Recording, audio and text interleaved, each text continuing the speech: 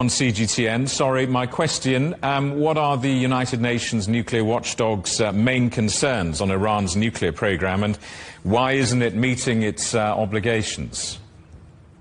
Well, I mean, there's a variety of concerns about it. Obviously, Iran defends its right to a minimum level of enrichment, which is about 3.45%. But in reality, the Iranians have been enriching uranium significantly in advance of that. They've been enriching uranium up to 60%, which many people in the IAEA, as well as arms control experts, believe could actually lead to Iran being able to eventually create 9 nuclear bombs. So Iran is basically doing what looks like much more enrichment than would be required for simply civilian nuclear energy or for a peaceful enrichment program. Okay, so what happens now? How might Tehran respond? Well, Tehran basically has argued that its nuclear program is not for military purposes. It's not aimed at building a nuclear weapon.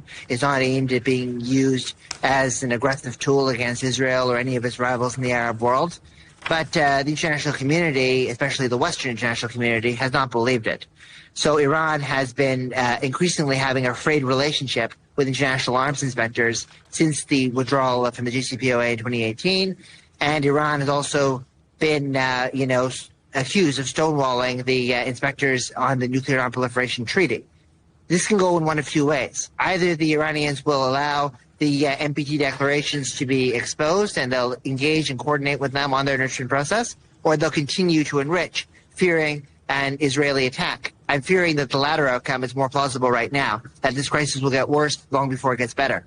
So what about the speculation of an attack by Israel on Iran's nuclear sites? What could that mean? Well, Israel has carried out limited risk operations against nuclear programs in the Middle East before. Of course, 1981, Operation Osirak, 2007 in Syria. So Osirak was Iraq, Syria. And there have been rumors really ever since the Mahmoud Ahmadinejad tenure as president in the early 2010s that the Israelis would eventually take a strike on the Iranian nuclear program if uranium enrichment was deemed to be out of control. So Israel has a history of doing this and has the inclination to do it. The big question is, what does the U.S. do? Does the U.S. tell Israel to wait and participate in the talks in Oman? There were some signs that the U.S. would do that when they fired Mike Waltz and Morgan Ortagus from their positions, and they were in favor of an Israeli attack. But now it looks as if Trump's patience with Iran is also running out. So I think that the Israelis feel like they may be able to do this without U.S. pushback, which may not have been the case 3 weeks ago or a month ago when the U.S. probably would have said no to the Israelis doing this. Samuel, good to see you. Thank you for that. Samuel Ramani, tutor in politics and international relations at the University of Oxford.